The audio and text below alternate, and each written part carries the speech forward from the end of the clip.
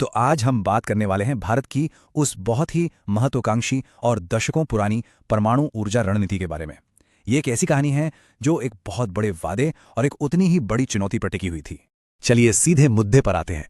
देखिए, इसकी कहानी शुरू होती है एक बड़ी ही मजेदार विरोधाभास से। भारत के पास एक ऐसा ईंधन इतनी बड़ी मात्रा में मौजूद है जो आने वाली कई सदियों तक उसकी ऊर्जा की सारी जरूरतें पूरी कर सकता है। लेकिन कहानी में एक पेंच है। ये जो ईंधन है अपने कुदरती रूप में सीधे बिजली बनाने के काम नहीं आ सकता। आप इसे एक बंद खजाने की तरह समझिए, और भारत ने इस खजाने को खोलने के लिए एक अविश्वसनीय रूप से लंबी और मुश्किल चाबी बनाने का फैसला किया। सोचिए, देश नया नया आजाद हुआ है और सबसे बड़ा सवाल था करोड़ों लोगों के लिए ऊर्जा सुरक्षा कैसे होगी। जवाब था परमाणु ऊर्जा में। लेकिन यहां भी भारत की जो स्थिति थी वो पूरी दुनिया में सबसे अलग थी। अब ये जो बात है ये वाकई दिलचस्प है। एक तरफ भारत के पास दुनिया के कुल यूरेनियम का सिर्फ 1 से 2% हिस्सा था, और यही उस जमाने में पारंपरिक न्यूक्लियर रिएक्टर्स का मुख्य ईंधन हुआ करता था। लेकिन दूसरी तरफ हमारे पास दुनिया के कुल थोरियम भंडार का लगभग 25% है। ये थी असली पहेली। मतलब आपके पास ईंधन का पूरा पहाड़ है, लेकिन आप उसका इस्तेमाल ही नहीं कर सकते। इस पहेली का हल 1950 के दशक में एक बहुत ही दूरदर्शी इंसान ने निकाला, डॉक्टर होमी जहांगीर भाभा, जिन्हें हम भारतीय परमाणु कार्यक्रम का जनक भी मानते हैं। उन्होंने एक बहुत ही साहसिक, मतलब कई पीढ़ियों तक चलने वाला एक प्लान तैयार किया। और जैसा कि भाभा ने खुद कहा था, लक्ष्य बिल्कुल साफ था। वो ये बात अच्छी तरह जानते थे कि भारत की असली ऊर्जा स्वतंत्रता उसके अपने विशाल थोरियम भंडार को इस्तेमाल करने में ही छिपी है। ये सिर्फ बिजली बनाने की बात नहीं थी, ये देश की आत्मनिर्भरता की बात थी।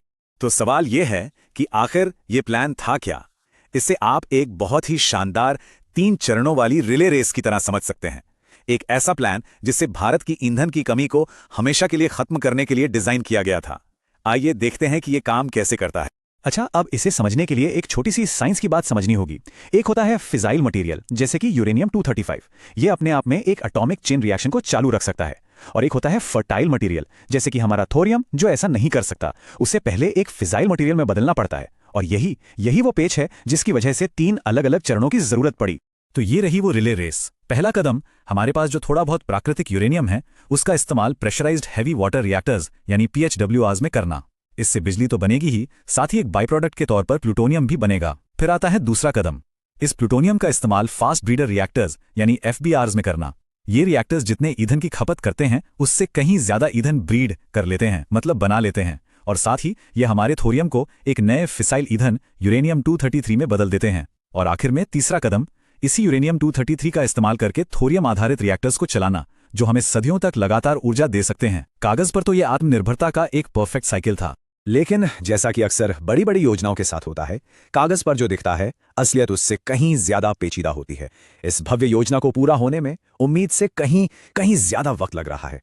इस देरी की जो सबसे बड़ी वजह है वो है दूसरे चरण का प्रोटोटाइप फास्ट ब्रीडर रिएक्टर यानी PFBR।